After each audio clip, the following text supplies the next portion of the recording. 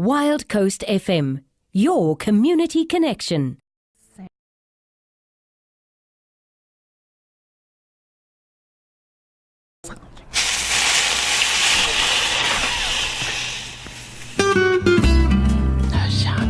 Morning, Sandy. Good morning, and how are you today, Finola? I'm fine, thanks, and you? No, well, thank you, and hello, and to everybody listening out there. I'm glad to be with you all today, and on this beautiful, warm day. My goodness, we've been having warm. Yes, we've been having warm weather, haven't we? And it's the Berg winds as well. Yes. And I found that a little bit uncomfortable over the weekend, was that extreme Berg wind. Well. It made my throat so dry, and I just didn't enjoy that. I love the heat. I'm glad that spring is definitely coming with a vengeance. It does seem to be. There's no two ways about that. So I've got a mixed bag of treats today. Fantastic. All That's sorts good. of odds and ends. Oh, good. And I'm going to start off with a cauliflower salad. Okay. Very easy. As Now, I've you heard know. of a broccoli salad, so Yes. this one sounds very good. Yes, very simple, very easy to do. So you know what, we're into easy things, things that are not going to. Convenient, and that's right. going to make life much more That's bearable. right. And as this recipe says, usually cauliflower comes with cheese sauce or something like that. Yes, that's the routine But way of doing cauliflower it. is one of our vegetables of the moment, and lots of people are into cauliflower. All the banding people. Well, that's another aspect, yes. That's right. So it's nice to have a cauliflower salad that's easy to do. And this is really very easy. All you do is steam 450 grams of cauliflower florets. Okay. So just take a nice head of cauliflower, enough to make a salad that you want to have, okay? Perfect. Until it's tender, but it must still be crisp. So don't make it pop. We don't want it too all soft. soggy and smushy. No, it must still have a crunch to it. Okay. Because don't forget, it's going to be a salad. And then drain that and season it with salt and freshly ground pepper. And if you like, a little bit of aromat. That's not a good word. I know a lot of people don't enjoy it, but it does add extra flavor. Then add a half a bunch of radishes sliced. Okay. So make them nice and thinly sliced, or as Yes. many as you like, and chill that together. Perfect. And then make your sauce, which is so easy. You mix half a cup of thick mayonnaise, half a cup of cream, not thick cream, thin cream's fine. Okay. A teaspoon of curry powder, half a teaspoon of prepared mustard, and half a teaspoon of sugar. Okay. Mix that all well together, and then pour it. When everything's see that your dressing's also chilled. Okay. And when everything's nicely cold, toss it together and return it to the fridge. And just before you want to serve it, put it in a lettuce-lined bowl so it looks lovely, the green and your yes. cauliflower, and sprinkle it with some paprika, which gives it that very nice nice, little yes. flavor and also looks good. I like the sounds of this, something totally different. Yes, it's a good idea, and with the heat we're having at the moment, I think it's quite nice to have. Now, I was never too sure about a cauliflower salad because I wasn't sure, because I'm a total novice with these new salads. So I wasn't sure, should it be pre-cooked? Is it supposed to be raw? Because I know with the broccoli one, I think Broccoli, you can they use raw, yes. This is nice. So just remember, don't overdo the cooking. Okay. Don't overdo the So steaming. It the must similar be crunch crispy. that you would have when you do a carrot, Yes. similar to Something like that, Okay, yes. all right. All right. So that's a good idea. And then I found a recipe. I just thought these fish cakes sounded so different, and I just feel that I had to give it. It's Korean. It says spicy Korean fish cakes. Ooh. A fragrant alternative to everyday fish cakes. Now, this really sounds interesting to me. Yes. You need 1 onion finely diced, little bit of vegetable oil for frying, a teaspoon of sesame oil if you've got it, 2 cups of cabbage, but it must be finely shredded, Okay. a carrot peeled and grated, 1.5 tablespoons of grated ginger, 3 garlic cloves chopped, 2 red chilies chopped, or you can use 2 tablespoons of chili paste, 4 potatoes boiled and peeled, 500 grams of cooked hake, skinned and flaked, and salt and pepper. And for your crumbs, you need flour for dusting, 2 large eggs beaten, 2 cups of panko or breadcrumbs. Panko is a type of breadcrumb that you can buy. But it's nice to use fresh breadcrumbs. I like the fresh breadcrumbs. And then you make a chili mayo to go with that.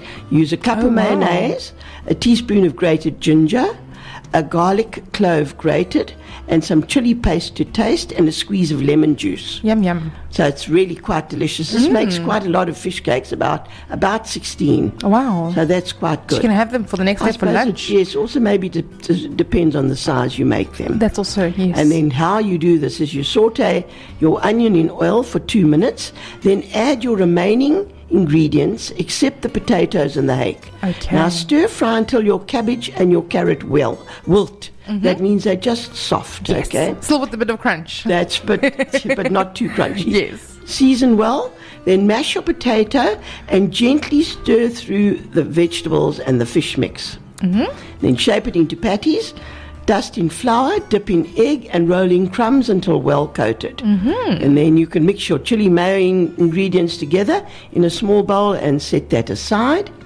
And then you heat your 2 centimeters of oil in a non-stick pan and fry your fish cakes until they're golden. Drain them on kitchen paper and serve them with the mayo. Now, that's got such a different touch to it because of your veg in it. Yes. And also the ginger and a little bit of chili. Do you know what a nice spring sort of supper that would make? Yes, it's just Even you could, if you wanted to do the cauliflower salad with it on the side instead of chips. yes, absolutely. You know, something like that. Absolutely. Those work well. I think that's really a very nice recipe. Very nice. I would really like if you could put that recipe up. for the fish Okay, I cakes. will do Yes. that. I will do that. And one last thing before we go to our break. What about some chicken burgers that you make yourself? Yes. You know, the chicken burger patties that you buy, those frozen jobbies are Not really great. not very good. Yes. And most butchers and spas and shops now keep the chicken mince. I see so, yes. So what you need for this is 500 grams of chicken mince, a bunch of spring onions finely chopped, a clove of garlic minced, a tablespoon of grated ginger, a teaspoon of sesame oil, a half a cup of fresh breadcrumbs, and salt and pepper. So it's not too difficult to do. I'm really liking this idea as well. And this recipe actually called for making smaller patties. This is actually put on small little buns. Now, I'm not sure if we can always get these little buns, but they call them sliders. They're a small I've seen or a this cocktail little bun. one. Yes. So it's nice for the children and also nice if you want to make some snacks. But if you want to have them for dinner also, nothing wrong with that. Okay. What you do is just mix all your patty ingredients together and shape it into, it says 16 mini patties. But if you want to make them bigger, by all means. Okay. Then refrigerate it for 30 minutes to set. Then heat a little bit of oil in a pan and fry your patties until they're golden. And then drain them on kitchen paper and serve them in rolls with toppings of your choice. So you can have lettuce, red onion, cucumber, Very and a nice. little bit of a sauce with it. And serve it a mayonnaise sauce or even a chutney sauce, whatever sauce you fancy. If you do a whole bunch of those and you have a few left over, you could even do them with a tagliatelle for lunch or dinner the next day. Now imagine a sort of meatball out of the chicken. Yes, Now, that that'd be also. also Very something good. different. Very good. But anyway, worth looking into. And yeah, we should try a bit of chicken mince for a change. I think so, and I think it's a little bit more affordable as well. I'm not too sure how much it costs, but it's more healthy too. Oh, there we go. Very good import. Okay, great. Sandy, when we come back, what are we going to be discussing? We're going to do some biscuits, Super. easy ones. All right, fantastic. I want to make a little batch of peanut biscuits. Okay. Easy to do, and I know we still need a little bit of sweetness in our life. Absolutely. And this, you know, nuts are expensive. They But if you are. just get some peanuts, that's not too bad. They're not so expensive. Yes. And this calls for salted peanuts. Okay. And you buy them salted and roasted in a little packet. Yes, You you can. only need 100 grams, so that's not too expensive either. Oh, there we go. So what you do is you mix a half a cup of caster sugar, 1 cup of butter or margarine, and 2 teaspoons of vanilla essence. Or if you haven't got vanilla essence, you can put peanut butter with it. 2 Okay. teaspoons of peanut butter. Yes. I think that would make it more peanutty. Yes, it and would. give it a nice flavor. And then you stir in 100 grams of chopped, salted and roasted peanuts and 2 cups of cake flour, just a plain cake flour. All right. And it forms a soft dough. You roll it into a log and wrap it in a baking paper and chill it for at least an hour. Okay, so it sets nicely. Yes. And then you slice it into a 1/2 centimeter thick cookies and put it on a baking tray and bake it at about 180 for 10 to 15 minutes. Oh, wow. Until they lightly golden. Lovely. And then you've got some nice treats. Kids can put them in their lunchbox. You can bring some to work. That's it. Dad can have a nibble with his coffee. So I think it's quite a good idea. And they only quite bake nice. for 10 to 15 minutes. That's Yes. actually quite quick as Quite well. quick, and so not using too Saves much electricity. Yes, I was thinking that. and tasty as well. Super. And peanuts are good for one. Nuts are good for so one. you can you do a sort of a variety with this basic biscuit recipe? Could you? I could imagine Could you you should be add able some to, yes. something else if you wanted I'm sure to? you Maybe a could. little bit of cinnamon or ginger, or if you wanted to do something else. Absolutely. That would give it a lovely flavour too. Okay, But the perfect. peanut butter, I think, is going to overtake that's- that at the moment. that's what but I if was you took the thinking. peanut butter out and added the 2 teaspoons of vanilla essence, then you could put all sorts of things with it. Okay, I super. agree with you. That would be lovely. Fantastic. Because I'm just thinking some people have nut allergies as well. So if they wanted to still make the biscuits, I but know then them. maybe just do something yes, else. Absolutely. I But there's- must admit though, I'm not really a fan of raisin biscuits. of raisin biscuits. I Okay. like chocolate chips, but don't give me raisins. Isn't it funny? But there are a lot of people that are like that. It's true. My grandchildren, a lot of them don't like, they won't have a hot cross bun because it's got raisins in it. So I said, oh my goodness, that's ridiculous. I love raisins, but I do like obviously- raisins in certain things like muesli or a snack bar, but also in rum and raisin ice cream. I won't eat that. I'll okay. pick the raisins out. Sandy, thank you so much for joining us It's today. a pleasure. It's always lovely to be here with you guys. And I hope everybody has a good week. I'll put that fish cake recipe on my face Yes, page. please. Because I think that's really quite nice. Yes, very, you very think nice. so?